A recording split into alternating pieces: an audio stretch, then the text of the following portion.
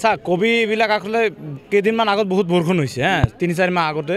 তেতিয়া বৰষুণৰ সময়ত যিবিলাক মানুহে কবি কৰিছিল মাৰ খাই গ'ল খেতিত মাৰ খাৰ আমিতো মানে আগেল বুলি কওঁ হা মাৰ খাৰ যেতিয়া নামিলেতো আৰু সেইটো একেলগত হৈ গ'ল হোৱাৰ পিছত চব মাল একেলগত আহি গ'ল অহাৰ পিছত এই মালটো ইয়াতে একদম দামটো কমি গ'ল আমদানিটো বাঢ়ি গ'ল এতিয়া হ'ল কথা হ'ল যিটো শিলচৰৰ ৰাস্তা শিলচৰৰ বেপাৰী বহুতকেইটা মাল কৰা নাই একদম বেয়া ৰাস্তাবিলাক তাত যদি গাড়ী আজি পঠালে কালি পাব লাগে একচুৱেলি দুদিন পিছত পাই আছে এনেকুৱা জামৰ অৱস্থা মানে সৰু সৰু গাড়ীৰে পঠাবলগীয়া হৈছে তেতিয়া এই অৱস্থাৰ কাৰণে শিলচৰ বেপাৰীবিলাক মাল কিনা বাদ দিলে তাতো অলপ গৃহস্থবিলাক মাৰ খাই গ'ল এতিয়া যিটো আমি 1 টকা 2 টা ফুলকবি বিক্ৰী কৰিব লগা হৈছে তাৰপিছত যে সাৰৰ দোকানত আমি যাওঁ তেতিয়া আৰু দুখ লাগে খেতিয়কবিলাকৰ কাৰণ সাৰৰ যিটো বিচনৰ যিটো দাম আচৰিত মূল্য ভাৰি গৈছে আগতে মাকৈ যিটো 520 টকা আছিলে বড়ি এতিয়া হৈছে 1200 টকা হাৰৰ দাম যেটো 300 টকা পেকেট পাওয়া গেছে এতিয়া হৈছে 600 টকা মানে সব বস্তুৰ জিএসটি ডাবল হৈছে আৰু ৰেটতকৈ মূল্য ডাবল দিব লগা হৈছে এটো কোনো সৰকাৰত তদন্ত কৰা নাই আজি যেটো সবজিৰ দাম এটো সৰকাৰে চেষ্টা কৰে যদি ৰাস্তাঘাট যদি ভাল কৰে তেনে হলে সবজিৰ দামটো অলপ বাঢ়িব বেছি না বাঢ়িলে অলপ মানুহে মানে 4-5 টাকা যদি ফুলকবি বিক্রি করে আসল পয়সাটো উঠি আহিব এটা পিলপিলি বাৰ আমাৰ 1.5 টাকা আছে গৃহস্থ খেতি করতে 1 কেজি সবজির 2 টাকা খরচা আছে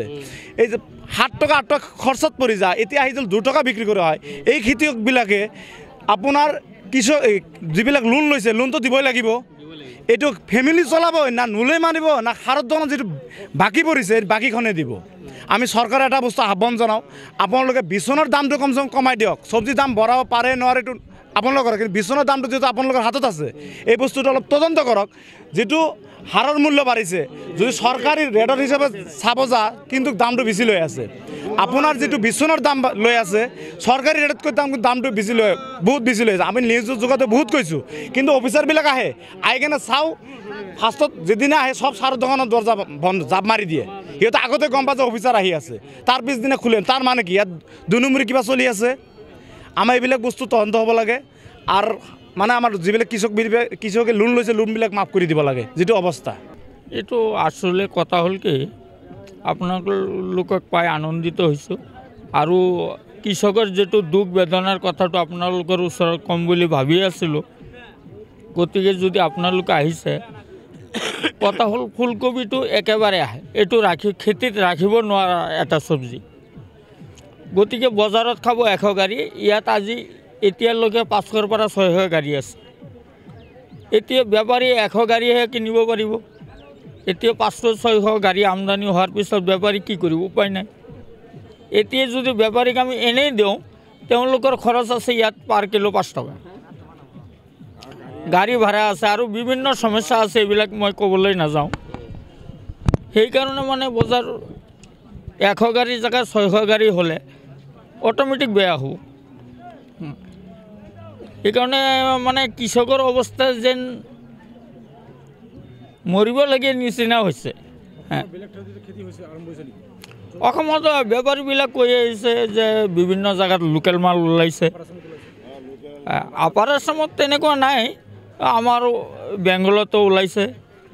শিলচৰৰ ফালে লোকেল ওলাইছে আমাৰ ইয়াৰ পৰা আপোনাৰ 50% মাল আমাৰ শিলচৰত যায়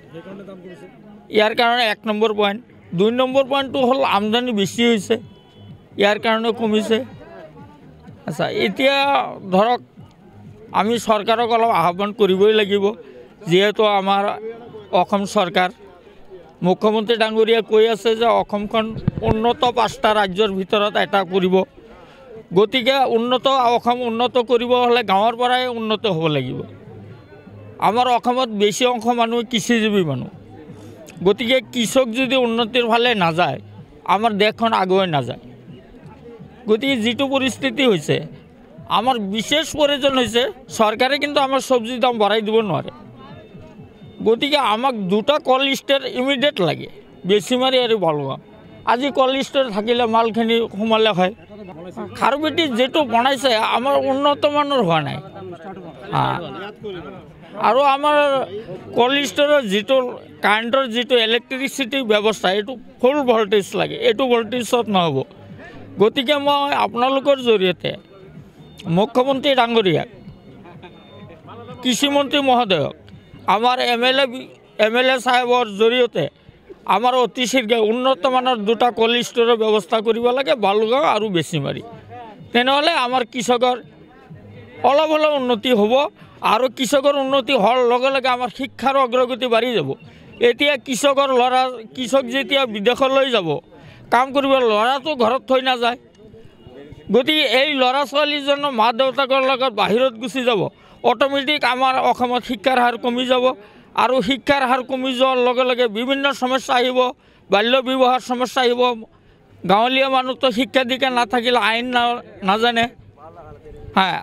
আমাৰ বাল্য বিবাহৰ সমস্যা আহিব, আমাৰ চুৰ ডাকাইতৰ সমস্যা আহিব, আমাৰ লেবাৰ শ্ৰেণীৰ মানুহ বাঢ়িব। গতিকে অসমখন আগুৱাই ল'বলৈ হ'লে মুখ্যমন্ত্ৰী ডাঙৰীয়াক বিলম্বভাৱে অনুৰোধ কৰিছোঁ, আমাৰ কৃষকৰ পৰা আৰু গাঁৱৰ পৰা উন্নত জাগৰণ এটা সৃষ্টি হ'ব লাগিব বুলি মুখ্যমন্ত্ৰী ডাঙৰীয়া তথা কৃষিমন্ত্ৰী আমাৰ দলগাঁও সমষ্টিৰ মাননীয় বিধায়ক মুজিবুৰ ৰহমান ডাঙৰীয়াক বিলম্বভাৱে অনুৰোধ কৰিছোঁ।